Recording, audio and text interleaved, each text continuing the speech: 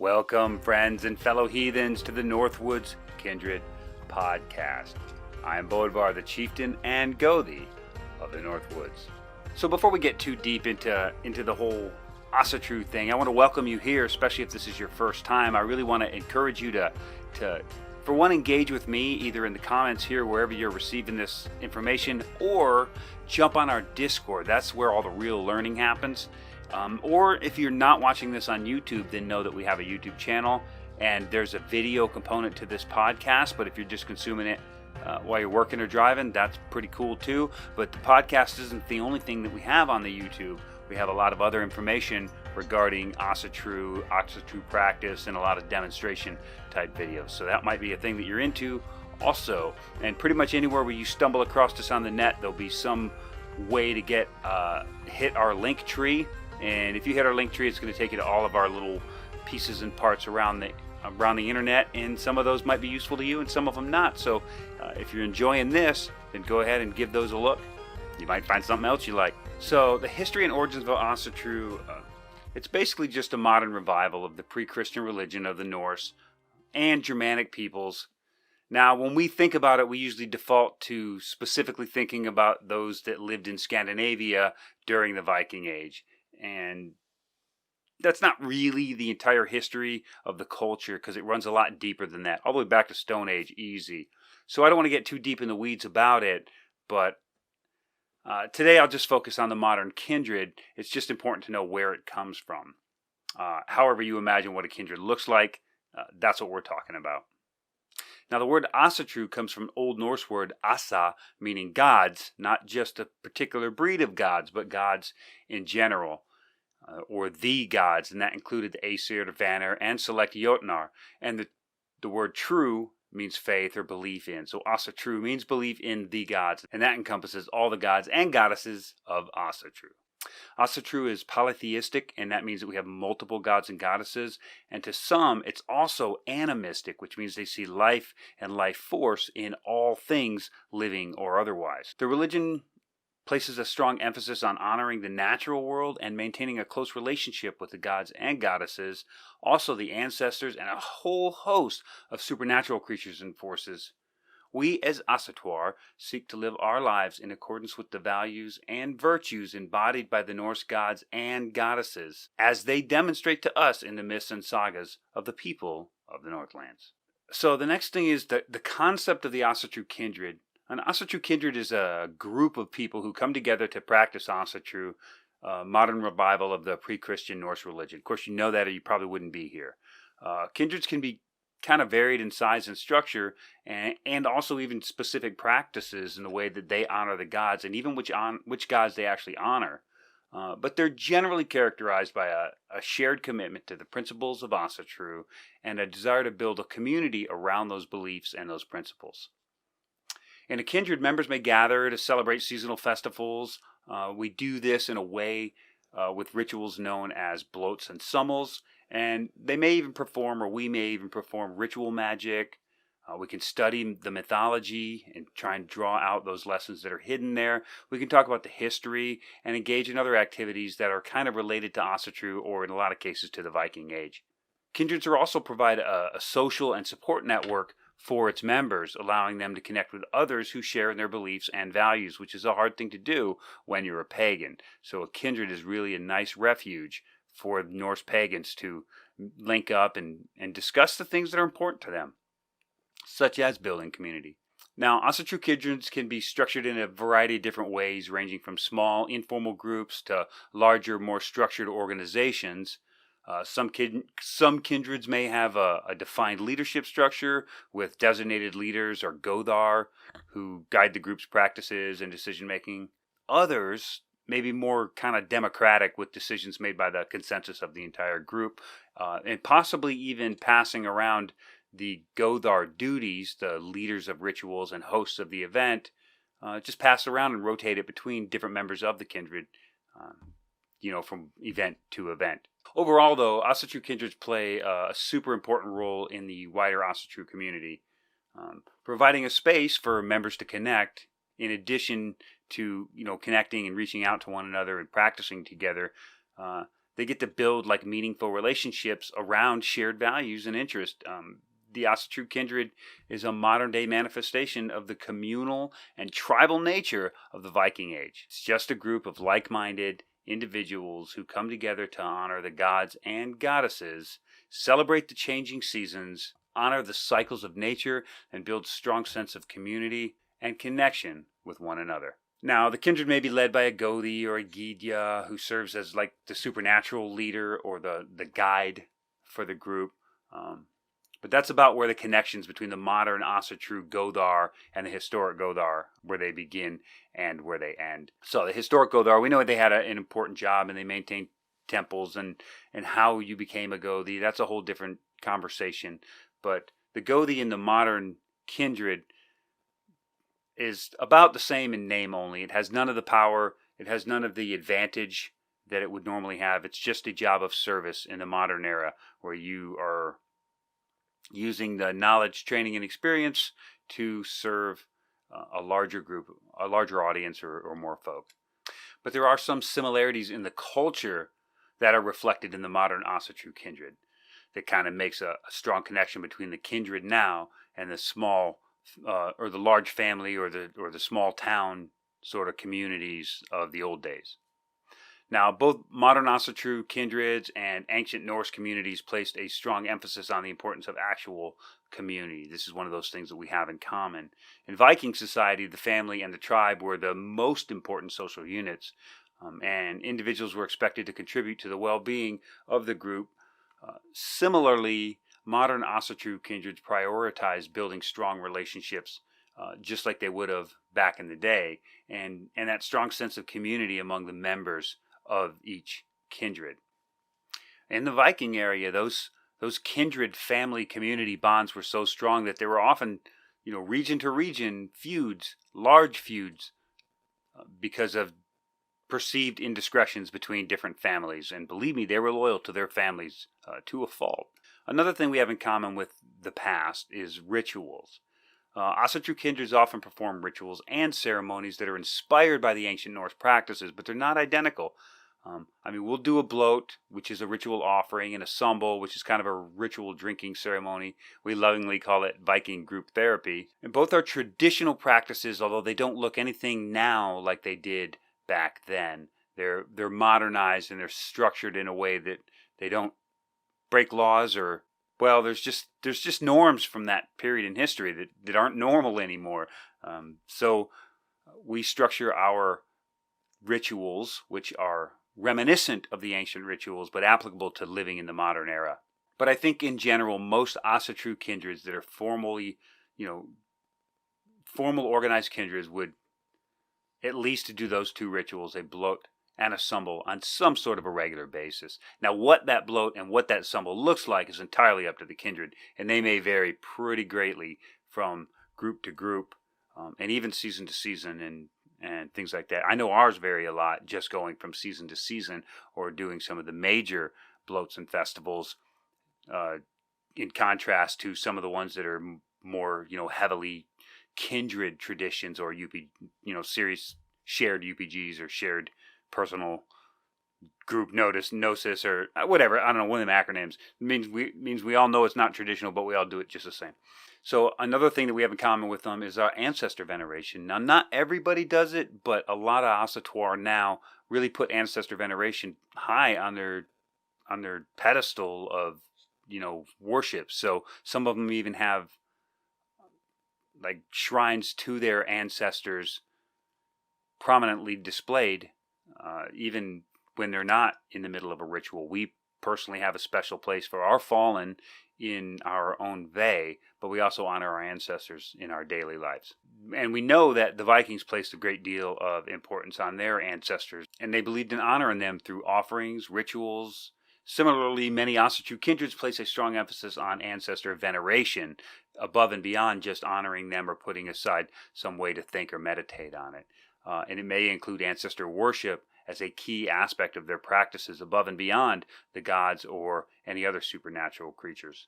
Another connection that we have to the past is our connection to nature. The Vikings lived in a harsh, rugged environment. They were intimately connected to the natural world, the world around them. That's how they were fed and clothed, and that's how they lived. As a result, they had a real deep respect for the power of nature and incorporated nature-based symbolism into their own practices. And I guess you could argue that some of the gods are absolutely representative of the natural forces that either helped them or worked against them in their day-to-day life and travels. And just the same, lots of Asatru Kindreds put a strong emphasis on connecting with and honoring the natural world, some with their own little special shrines just to the þórr, or the creatures and spirits of the home and the land. While there's certainly differences between modern Asatru Kindreds and the ways that the Vikings, like modern technology and all that kind of stuff, social media and even the social structure itself, many Asatru groups still kind of strived to maintain that connection to the traditional practices and the values of the Viking culture that we can figure out archaeologically and through science and study. We try to connect with that old culture as best we can. The best was we can put the pieces together, especially when we got a puzzle. We don't know if we have all the pieces, and we don't even have the box it goes in, so we don't know what it looks like. All we can do is try to put it together and make all these pieces make sense to us, and then try to incorporate that into our own veneration, practice, and ritual. Now, modern Asatru Kindreds can vary pretty dramatically in their specific practices, their beliefs, organizational structures. So here's some of the different types of Asatru Kindreds, and I may have missed a couple, but I worked pretty good at just trying to pull as many different pieces and parts together. But it's important to understand that some of these kindreds can be multiple types. Just because it falls under one doesn't exclude any others. It can be 2, 3 of these different things can all describe one kind of a kindred. It's almost like a recipe, and you take whatever ingredients suit you and build them together and create a kindred out of it. So the first one I'll talk about is the folkish kindreds, and these kindreds prioritize ancestral heritage, and they may limit membership to people of Northern European descent. They often emphasize the importance of maintaining that genetic purity, and they may view Asatru as an expression of a specific ethnic identity. Now, that is not the consensus of the whole of the community, but there is a portion of the community that would have something like that. Second is a universalist kindreds, and these kindreds welcome people of all ethnic backgrounds and emphasize the universal nature of Asatru and how it's the all people's religion. They may view Asatru as a spiritual path that can be practiced by anyone, regardless of their ancestry, and of course, other identity or political identification factors that people go by. But one thing that I've noticed is with kindreds that do identify themselves as a universalist kindreds tend to lean really, really hard left. And then those kindreds that might identify as folkish or vokish or probably leaning more of an alt-right sort of a stance when it comes to general life and belief systems. And then you have tribalist kindreds, which is what we are. And we believe that the kindred is our tribe. We believe the kindred as a tribe of like-minded practitioners. Tribalist kindreds prioritize and share a code of values, practices, and beliefs. A tribalist kindred can have elements of most every other description. The main point is that all of the members kind of generally vote on new people that come in based on whatever that established shared belief structure would be. And a good example would be, since we are a tribalist kindred, we are also mostly veterans. If we're not veterans, then we're the family of veterans or the children of veterans. So we kind of have our own little way of interacting that, years of living in that sort of a military environment.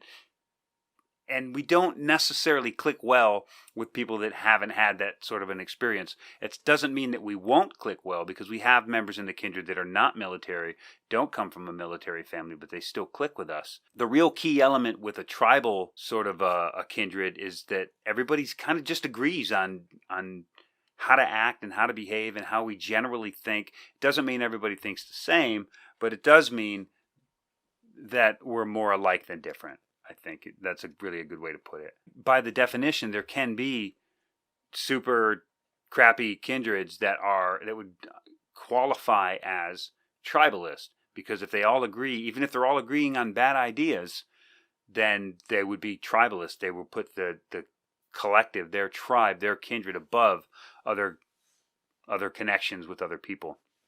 But I don't want to get too deep into tribalist kindreds. We can talk about that some other way or some other time, but there are a lot of other kind of different things that can be thrown on it. So we basically just hit chocolate, vanilla, and strawberry, the Neapolitan trio, and now we're going to be talking about sprinkles and crispies and all the other little things that you can scatter around on it to make each kindred even that much different. You have independent groups, which they're not technically kindreds, but I put them in here just because they do sort of reflect a portion of the active Asatru or the active community that gather with other heathens, so they do kind of need to be mentioned. They're generally small informal groups of individuals who come together to practice, but they're not formalized in any sort of a way. They just kind of get together. They may not have any formal organization, structure, or leadership at all. They're just sort of like a study group or a D&D group, and they may even operate on a more kind of an ad hoc basis, like, hey, let's just go meet up here and read the Havamal, rather than having formal rituals or scheduled events. And each member kind of maintains his or her own personal autonomy, and they can generally come and go as they please. They don't have any obligations beyond maybe a little volunteering or whatever, but they don't have any serious obligations to the collective. So, like I said, it's not really a kindred, but it does need to be mentioned because it does represent a portion of the community. So I guess this is probably more accurately called a meetup group. That's how I usually refer to them. And it's usually the least desirable because of the constant flow of new and unvetted people. So what's really sad is if people have a really bad experience with something like a meetup group, if this meetup group incorrectly calls itself a kindred all the time, then people get a bad experience that they relate to an Asatru kindred. And that's not necessarily the case, because this isn't really technically even a kindred. By definition of the word, the kindred is kin. So you got to have a group of people that you love like family, people that have the key to your house, not people that it's a little sketchy, so you're meeting at a public place instead of at your own home. I wouldn't call it a kindred. But that's not for me to define. That's for you to define. It's just sad sometimes when I talk to people, they're soured against the idea of a kindred when they actually don't really function anywhere near the same or for the same reason, but they kind of resemble it, so they use those names. Next, we have these inclusive kindreds, and these kindreds they prioritize inclusivity, and they may work to create a welcoming and safe space for any marginalized groups that want to practice Asatru. They emphasize social justice and activism, and may work to challenge discriminatory or exclusionary practices within the wider Asatru community, our community. And that's a good thing. In a lot of cases, these types of kindreds, they tend to prioritize activism for the community above the veneration of the gods of the ancestors. Doesn't mean it's wrong. We need them too. It just means that it's a different type of a model of people getting together for a different reason. So next we have the traditional or traditionalist kindreds, and these would be the kindreds that kind of prioritize the preservation of traditional practices, and they may follow very specific historical or cultural models, usually taken from history books or other research. They may seek to recreate the practices of the historical Norse societies as closely as possible. And that was, they had a big say or a big part in the development of Asatru in America anyway, was when the SCA and groups like that, members broke off and joined these other earlier models of kindreds and helped to sort of do the research to help kind of bring some of this stuff into the light and make it more accessible for us today. So in contrast to them, we would have the modernist kindreds. And I think probably Northwoods would fit into that category also. And these would be the kindreds that take kind of a more contemporary, modern approach to Asatru. And while using rituals that are rooted in history, we don't really have any concerns about adopting new traditional practices to the more of a modern context, and kind of putting them in a way that we can use them in the world that we're kicking around in now, not the one our ancestors were in. So we don't necessarily stick so tightly to the history. I personally try to take as much of it as I can and incorporate it into a ritual, but I also don't have any problems about just making something up. And if it feels right and and it's done for the right reason, if it has intent behind it, I don't think that you can go wrong there. And we're so closely related to our Viking and then pre-Viking age ancestors, physically. In fact, there's probably zero difference. So you got to just assume that where those gaps are, if you fill them in with your intuition, you're probably going to be pretty close to what they would have done in that circumstance. These types of kindreds may incorporate elements of other spiritual or philosophical traditions. They often take bits and pieces from other closely related cultural traditions and then incorporate them in to fill the gaps, I guess you could say. And they also may be a little bit more open to just basic experimentation and innovating new ideas and bringing them into it. Believe me, this group of people is as necessary as the historic ones, because we both kind of live in our own reality here, and the two together give much more information and usefulness to the community as a whole for people who are trying to find their way in it. But these are just a few examples of the different types of modern Asatru kindreds. And also remember that, as I mentioned earlier, one kindred can fall under multiple of these categories. And I think that if you're a member of a kindred, or even if you've just been sitting around kind of thinking about making one, you could probably see how multiple different of these categories could fall under even your idea of the kindred, how you kind of see it in your own mind's eye. Always remember that they're not mutually exclusive.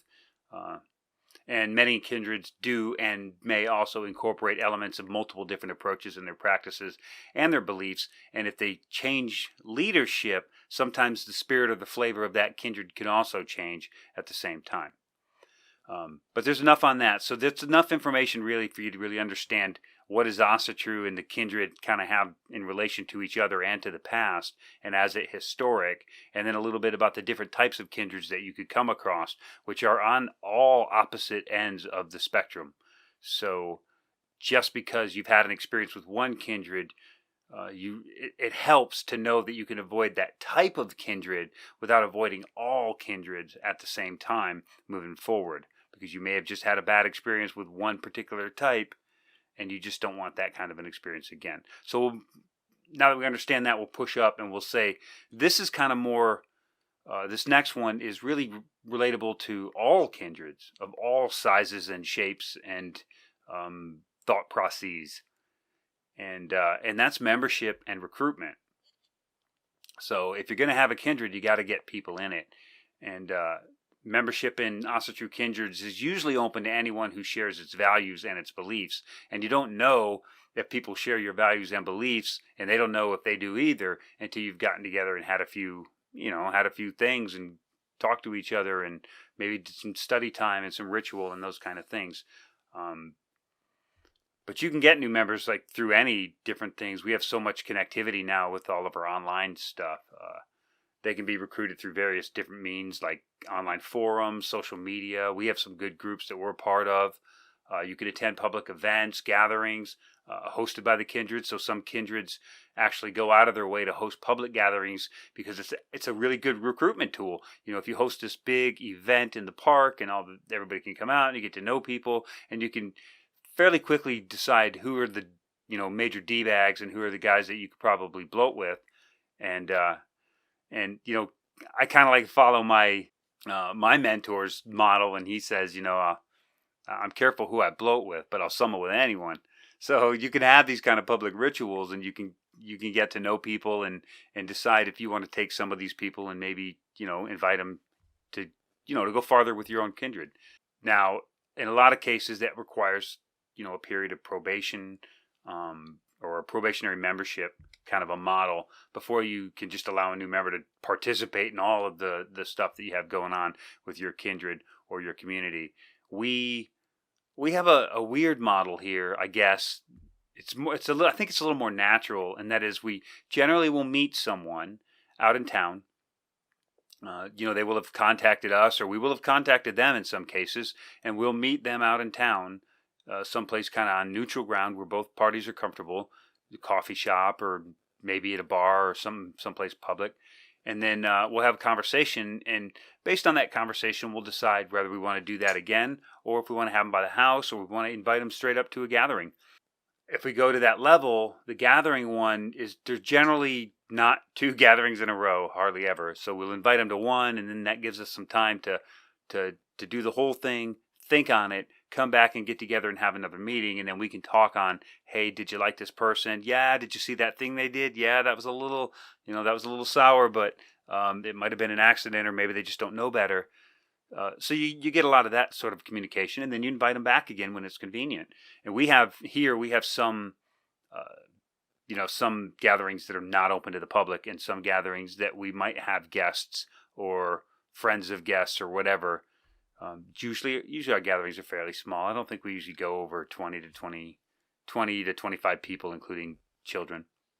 So that's a pretty fair thing. But really the point is that we have a pretty extensive membership model, and how fast or slow people move through it depends on how they act and how we perceive them. It depends on the frequency of our meetings and a lot of other personal and social issues that kind of take place as we, break bread and, and bloat and summel together. And I think that this is really a necessary step, because what it does is it allows both the kindred and the new member to get to know one another and ensure that there's a good fit between the individual and the kindred, or the community that you're trying to build. So one thing we do is we have a sort of, our model is, once somebody is, we're comfortable with them and they're not a threat and they're contributing to the group, then we invite them in if they want to be a bonder. And that term is good for male or female. The bonder historically would be the free man, the free person, somebody who owns a farmstead, maybe a couple of goats, has a little garden, and so the bonder would be just a free man, free to come and go as they please. So once a bonder, you're pretty much a kinsman with everything except an actual vote on kindred things that don't affect you. So that's the key point there. If there's an event or something and it affects the individual, then the individual absolutely has a vote on it.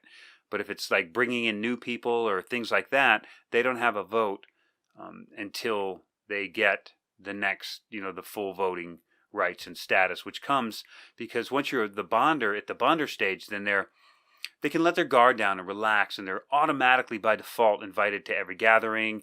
There's no more waiting to see if we get an email this month or anything. And I know it sounds cruel, but it really is necessary, not only to get the right people, but to keep those people. So if anybody wants to talk more on that, absolutely jump over to Discord, hop on with me, and I'll talk about our whole process, as well as we have some kinsmen on our own Discord, some of our own kinsmen that have gone through that process or in the middle of it now, who'd be happy to probably talk about it as well and help maybe give you some more clarification if it sounds like something you might need to know how to do in order to grow your own kindred. So Asatru Kindreds, like pretty much any other group or community, can benefit from having clear guidelines for allowing new members to join. And we here have a handbook that we wrote specifically to manage rules and expectations of the kindred, its leadership, its members, its practices.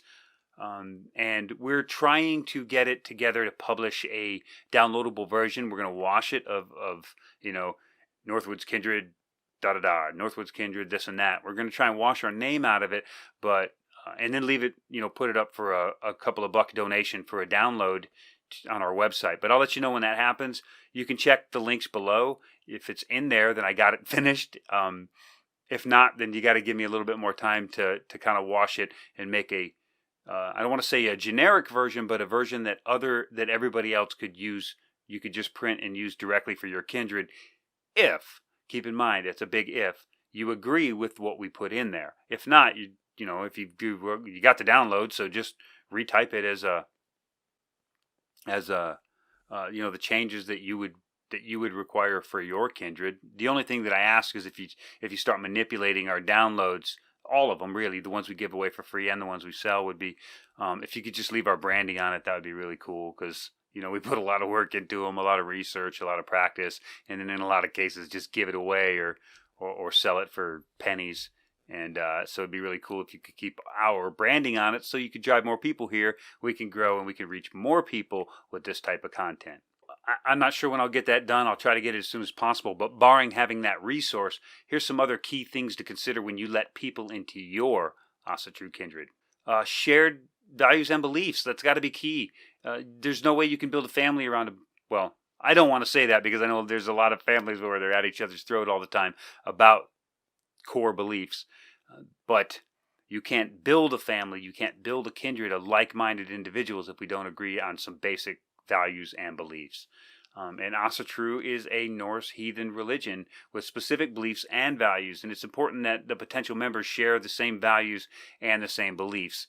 You could have an eclectic kindred. I didn't actually put that up there, but you could have a kindred that has, Asatru and Wicca and Druidism and Hellenistic and all together just kind of honoring nature together. That would be kind of a really cool thing, but I think it wouldn't really classify as an Asatru kindred because while they do share some values, I think the beliefs are probably separate enough to where it would warrant individual, tighter groups for that. But again, that's not for me to define. That's for you to define. It's your path.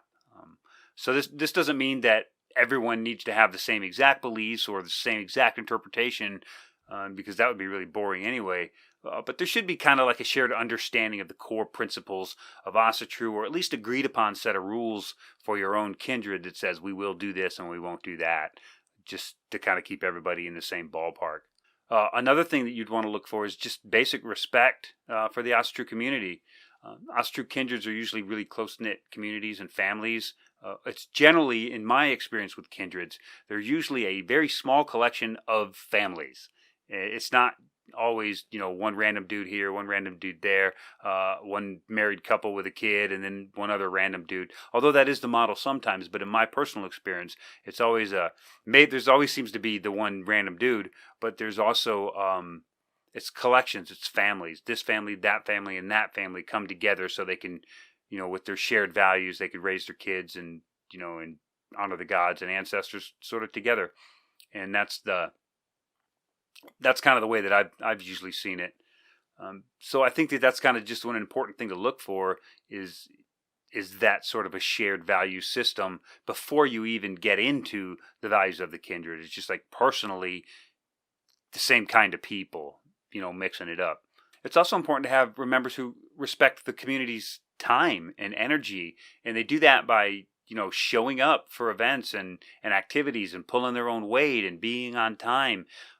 And helping new members so that other members that have duties to fulfill can go fulfill those duties. Being supportive of other members, kinsmen and fellow heathens, and contributing positively to the group, not always just coming and taking, but also having that Geba Isa Gebu, that law of give and receive and give and take in turn, to be reciprocated. It's hard at first.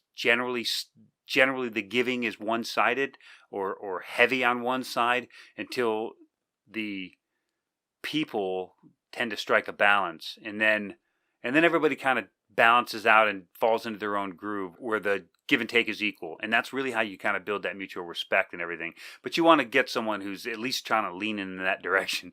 I mean, a lot of that's really spoken about in the Havamal anyway. The very beginning of the Havamal is all about that kind of a mutual respect and that relationship, I guess, between a host and a guest. So there's a lot of different ways you could word that, but I think that's probably the best way to put it. So that's very important, that relationship feels right and has a kind of a beneficial feeling to it for both that are involved, or else it's probably not going to work out in the long run. So it's important to have those shared values and beliefs, and it's also important to have members who are open-minded and willing to listen to others' perspectives.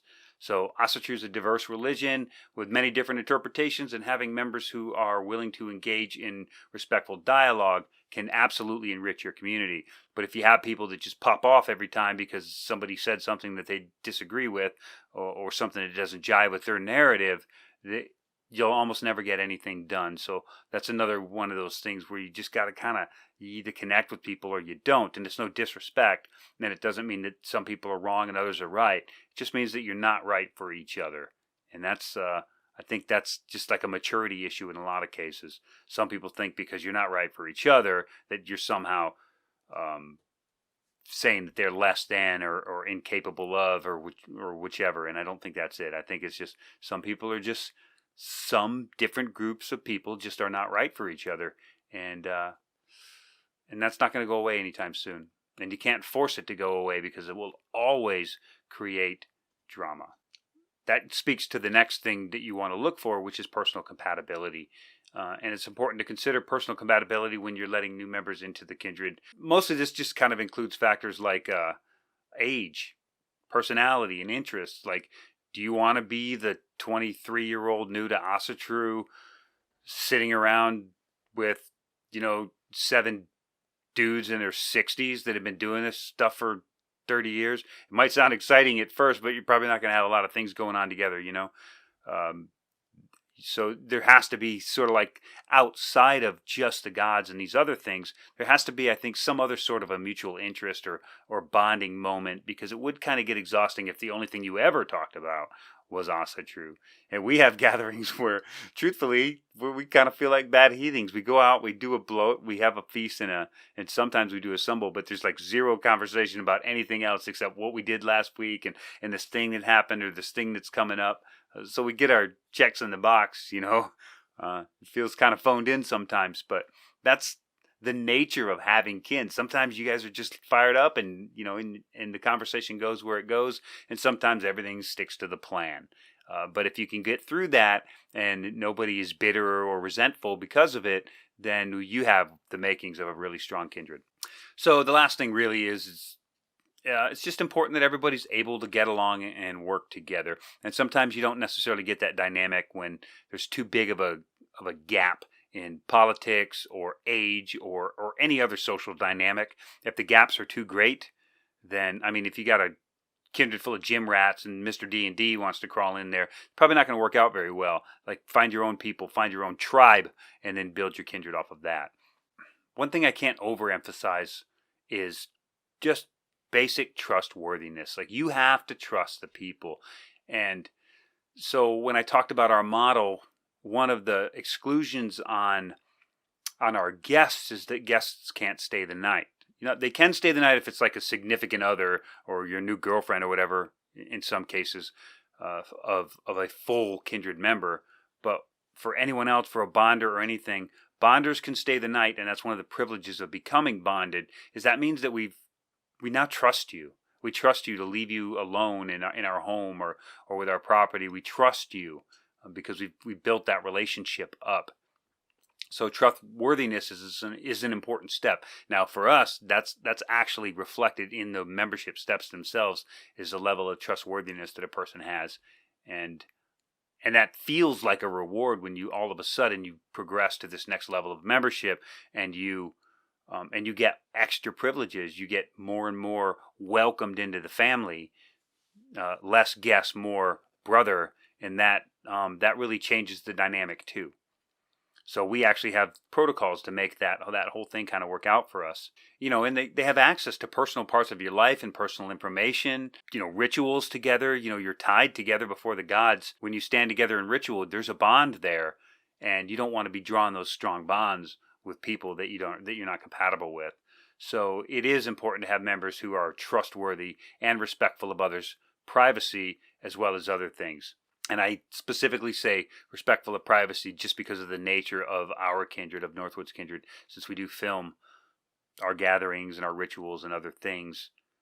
It is important to understand, and we make it really, really clear to our kinsmen that their words are not shared. Their words are for us and for our kinsmen. They're not for, people outside of the kindred. However, my words are for you. My words are for everyone. And I say them in a way, in my role, so that everyone can have them.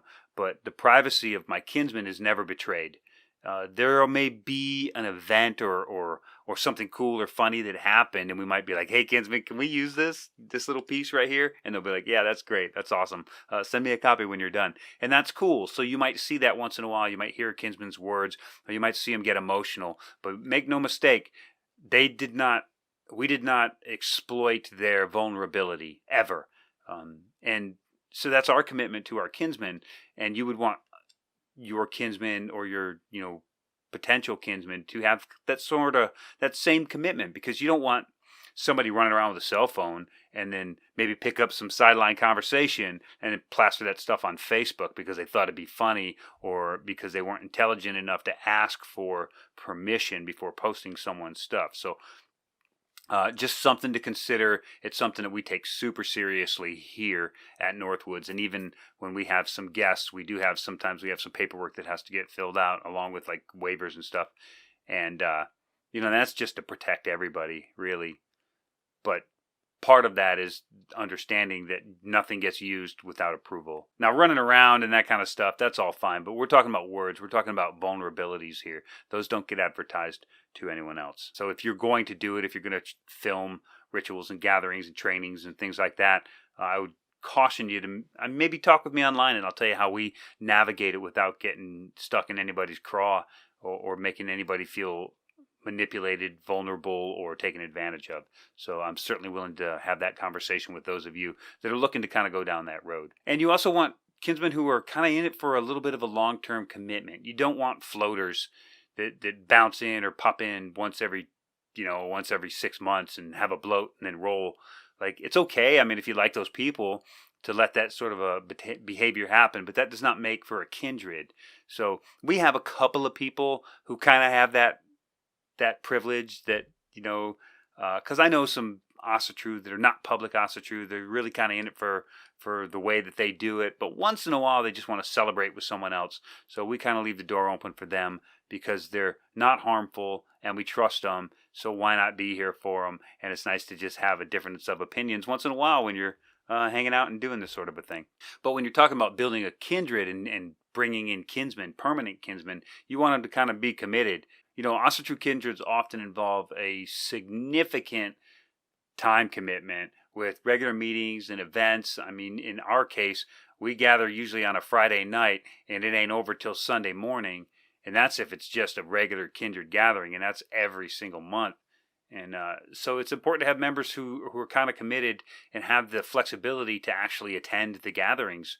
And we do our best to schedule all of our gatherings a year out, but it seems like we're always shifting them because we're trying to shift around last-minute commitments and things that come up so we can try and help our members and get as many people here to each gathering as possible. And they, and even above and beyond that, sometimes they have to be willing to just come on a non-gathering time to help put in the work to cut wood and to help duvet work and those kind of things. We generally get ours done on Fridays, but a lot of kindreds aren't kind of an overnight thing like we are. So we have a couple of days with our kinsmen that we can get that yard work and those things done.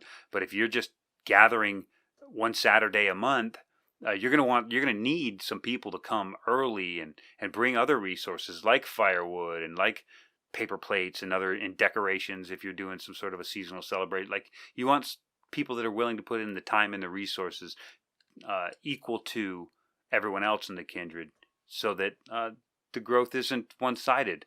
I guess just overall letting people into your Asatru kindred should involve kind of a thoughtful and intentional process and not just haphazard and willy-nilly. It should take into account the needs and the values of your community. By considering these factors, then you can help to ensure that the members are a good, positive, strong addition to your kindred, and they contribute to its growth and its success, and not to its eventual flaming demise. You know what I mean? So let's get into the next part. So now that we've got the kindred set up and we know what kind of kindred we are and what kind of people we are going to attract, this next part 4, we're going to talk about dues and financial support, because guess what? Kindred's got costs. Now, this is something that can become kind of a hot button issue for a lot of people, and it really kind of pushes back the thoughts on the compatibility of, like I say, you want a kindred. It's better if everybody's sort of in a similar financial situation, and a similar social situation, and a similar political situation. That's how you build a nice kindred. And the reason that I say a financial situation is sort of important to the overall compatibility of the members is because of this next one, which could be dues and financial support, straight financial support. And a lot of kindreds, they require their members to pay dues or to make some kind of regular donation to the support of their kindred. And we don't necessarily do this. I say necessarily, but we don't at all do this. We don't have any kind of dues. But we do sometimes do a craft gathering that requires materials to be purchased, and whoever's hosting that gathering, well, generally it's always hosted here, but we're not always the teacher. That's kind of my point. The teacher will buy the materials and then tell us what they cost, and everybody will kick in their portion to have the class. We teach the classes to each other for free, but the materials you got to kind of kick in and buy your own materials. So it is tough. It would be a struggle for some people to kick down $50 on a weekend to go build a pack basket. So it can't be a community bonding experience unless the whole community is involved in it. So that kind of harkens back to the idea that compatibility is so important for the growth of the community and everybody be in a similar situation. And of course, situations change, people lose jobs, that kind of stuff.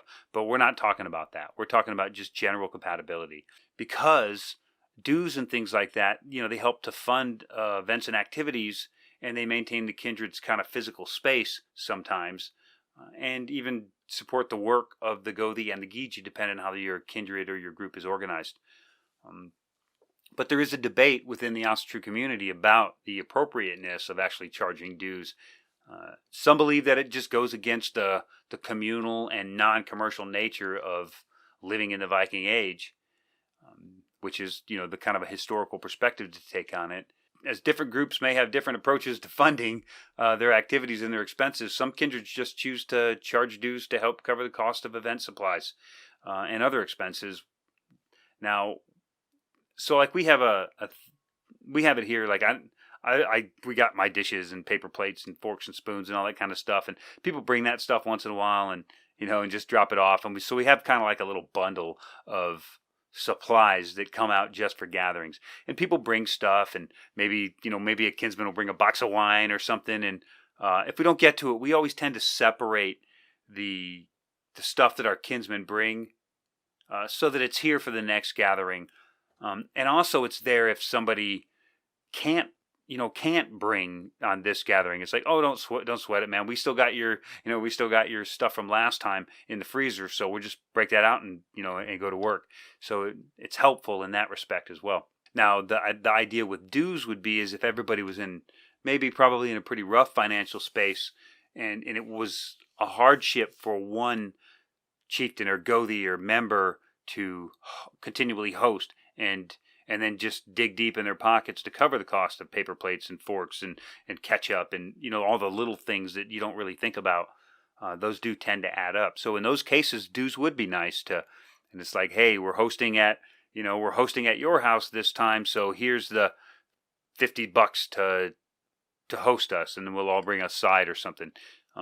That's another way to do it. But I'm not going to try to define it for you. I just want to say that this is a problem that most kindreds will experience, and it's something that they're going to have to figure out how to navigate, is how to financially support those events. And we kick it around once in a while, but ultimately we just decide that it's easy enough to just keep the way doing what we're doing, and we do have like a donation craft jar, because sometimes we have a lot of really cool like capabilities in our shop, and sometimes our kinsmen just want to come do something. Like, hey, can I come make a leather bag for my daughter?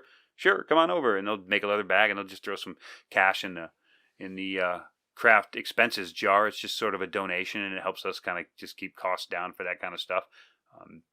But it's just not a big deal. But for some people, you got to understand it's a huge deal.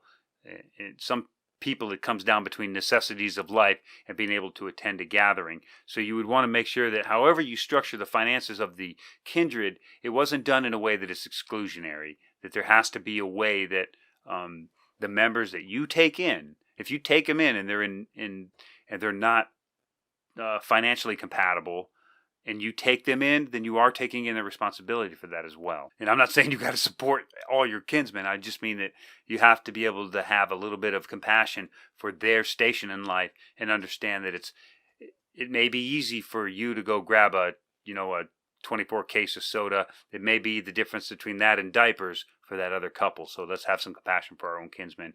And if there's a way to get around putting people on the spot like that, it's probably worth investigating. So those who would argue in favor of dues, vices against it, would probably say that They see it as a way to ensure that the members are committed and invested in the kindred. And I can see that logic. And that everyone's contributing their fair share. It can also help to create a more stable financial situation for the kindred, allowing it better planning, better resources, and things moving forward. So they can actually kind of get into more ambitious projects. Larger public gatherings, legal paperwork, that sort of a thing. Others would just argue against it flat out, saying that it just creates an unnecessary barrier to entry. That kind of goes against the spirit of the community and the sharing that's usually kind of emphasized in Asatru anyway. Some may also be concerned that the dues could create a situation where only those can afford to pay are able to participate fully in the kindred. And we see this in some models online too, that there's these online training or whatever, these events that happen that are kind of run as little pay-to-play schemes and scams. So it would be it would take some finesse to make it a kindred that pays dues without turning it into what you would define as a pay-to-play scheme. Because I've seen it. I used to run in motorcycle club world, and of course most clubs have dues. And one of the things that you notice with dues is sometimes people can't pay them. So there has to be some policy to deal with that. And if that's exclusionary, then it means that now you brought someone in so you could honor the gods together, and now you can't honor the gods with them because they don't have the coin. And I don't think that that's historic. I think that if you couldn't afford to pay your temple tax back in the day, I don't know how they specifically dealt with it, but I'm sure they didn't deny anybody the temple unless you were deemed an outlaw in that case. So there might have been something to that. I don't know. Maybe that warrants a little bit more research, but we won't go all the way down that road right now.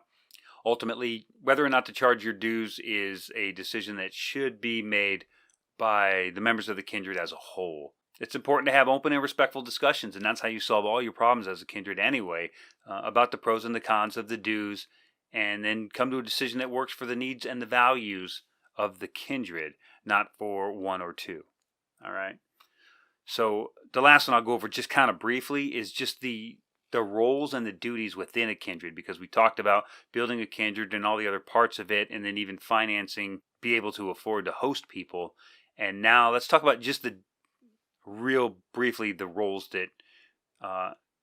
that people would want to fill in a kindred. And these are something you have to define for yourself. Like I said, I'll be releasing our kindred handbook, and we have a lot of the roles with like super detailed meanings in the back, and then the names are usually collections of various different root words from Old Icelandic, and it's very I'm not some professional on this sort of thing. They're literally like words put together with the help of Google, so they work for us, because really all it is an identifier that makes some kind of sense. So some of those are in our book. You can define them however you want. I guess the Gothi and the Gija are probably the most recognizable. Everybody knows you can't have a kindred without a Gothi. Well, maybe you can, but it is a very important figure, even if it's kind of a rotating Gothi position where each person hosts a ritual or performs a ritual at whatever the host space is. Kind of in a rotating basis, but I think most kindreds generally have a Gothi or a Gidya. I would highly recommend both if you can manage it. They're generally the spiritual leaders that take care of that. That basic role of providing ritual and educating and talking about the gods, and maybe a little bit more forward leading with some of the rest of the planning and stuff that goes on. Some sort of a leadership role is the Gothi and the Gidya, but they don't have any sort of a undeniable superpower in the kindred. It's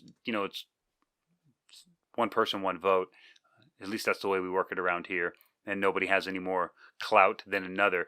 With them being the most recognized figure, I won't go too much into Gothis and Gijas. There's plenty of information both on this channel and others. But there are other roles and duties that you're going to have to fill in some cases, maybe not right away, but there are spaces on the horizon where when you grow and you develop the kindred and it starts to become like this real organism, there's roles that have to be filled to maintain a healthy and a thriving kindred or community. Some of them include chieftain, which is separated. It's different than the role of the Gothi. And in a lot of cases, and even a couple kindreds come to mind right off the top of my head. They have, the chieftain is not the Gothi. The chieftain is the leader, and it's, I guess it's more clerical almost in duty. He is the one who brought it together. He's the one who found the Gothi. He's the one who probably has the meeting space or organizes that sort of a structure. Usually starts the food process by knowing the menu or organizing the potluck. And so the chieftain has an important job of bringing people together. It's not like it back in the day. The chieftain wasn't hosting everybody at his hof and gifting everybody with grand gestures of, monetary wealth and stuff. That's all great Viking fantasy stuff, but nowadays the chieftain is in service to the kindred as essentially the admin guy, and in most cases does have a little bit of power in that he's the representative of the community at large. And because it would be very hard to deal with a kindred if you had to deal with the 20 members of a kindred or the 15 members of a kindred. That would be a very hard conversation to have. There's got to be somebody that steps up and takes charge and says, you can deal with me. I am the chieftain. But that wouldn't be the Gothi. The chieftain might even work with the Gothi on what celebration we're going to have, how we're going to do it, what are the resources we need, what do we have in order to make that work. So I'm sure they're going to work tightly together. In the case of our kindred, Northwoods Kindred, I'm the chieftain and the Gothi, and I hold those two roles. But those are the only two roles I hold. I don't hold any roles for security or financial or notes or anything else, because those two roles are very demanding, and also the power has to be dispersed. You have to spread this out and let other people do some of the work, or else it's not a kindred anymore, it's a church. So the chieftain would be, for all intents and purposes, the leader of the kindred, and he's responsible for making all the decisions on behalf of the group, organizing events and activities, and ensuring that the kindred's traditions and values are upheld. And he may also represent the kindred's interest in larger negotiations, like an all-thing or other large collective events. So you're going to need someone in charge of security. Now in Gjallarhorn we called that person a grindverjir, but I could never find the root of where that word came from. I know who introduced that word, I just don't know where it came from or the value of it. So we're exploring other options here, and they'll be in our book. And then the host and the hostess could be different than the chieftain and the Gothi. The host and the hostess could be someone else. And we all know, because we read our Havamal, the job of the host and the hostess is one of frith and hospitality. So a lot of kindreds could have magic workers like a runer or a mage, and they might call them their shaman or their viki or their vola or a sidmadre or Sitkona. So there's a lot of different names. I've got them all defined in our kindred handbook.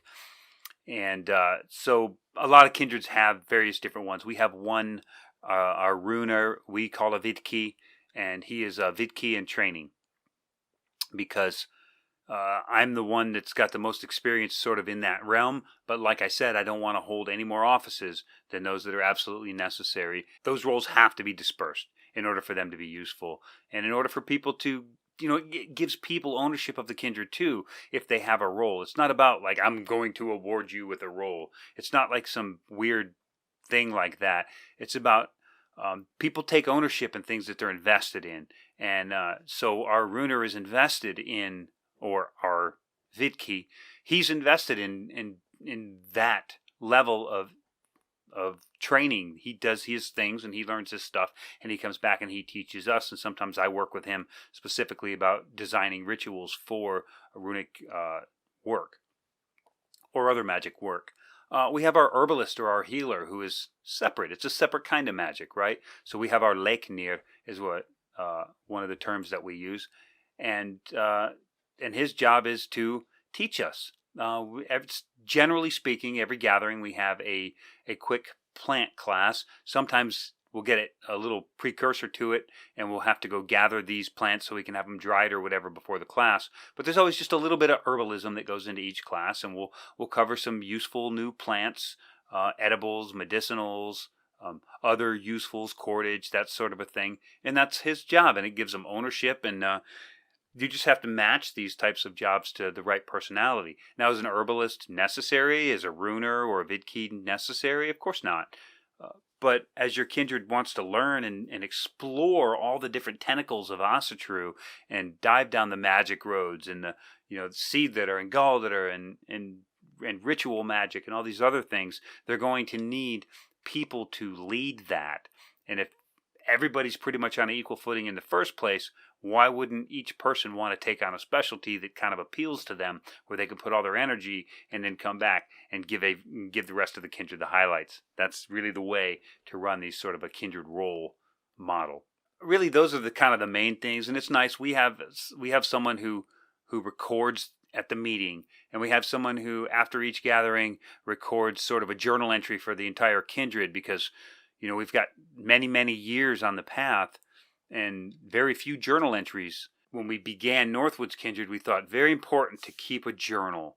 Just record the events, record the happenings, record the good, the bad, and the ugly. Write it all down and keep a record of it. One thing we always complain about, and you do it too, is that our ancestors didn't write enough of it down. So why are we making the same mistake? Record videos, keep journals, keep records, so that this stuff can move forward and we can take our rightful place in the overall grand stage of world religions. So just to wrap this all up nice and neat and put a bow on it, an Asatru Kindred is a modern manifestation of the communal and tribal nature of the Viking Age Scandinavians and people.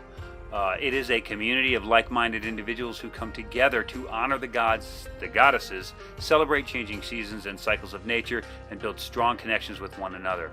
Whether you are already a member of an Asatru Kindred, or you're just trying to plan and build one, or you're just looking to find one that you could join and be a part of, I hope that this episode gave you a little more insight and understanding of the Asatru Kindred, or the modern Asatru Kindred, or Norse Pagan Kindred, at least the way that we're experiencing it here in America. It may be different overseas, and I'm sure that in the Scandinavian countries they have a completely different model.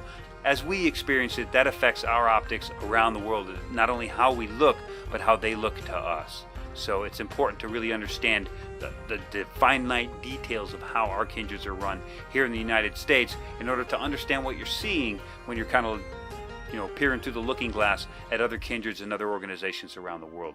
So thanks for listening. I look forward to bringing you more content like this. Absolutely, if you have some topic ideas or some things you'd really like to do a deep dive into, put them down there in the comments so I can take a look at it and then develop an episode that covers your specific questions. Barring that, hop on over to our Discord. The link is in the link tree down below. Join our Discord. It's a really, really great group of supportive, inclusive heathens that just want to talk about the gods and develop our growing religion as a community, with everybody's opinions holding equal weight across our entire board.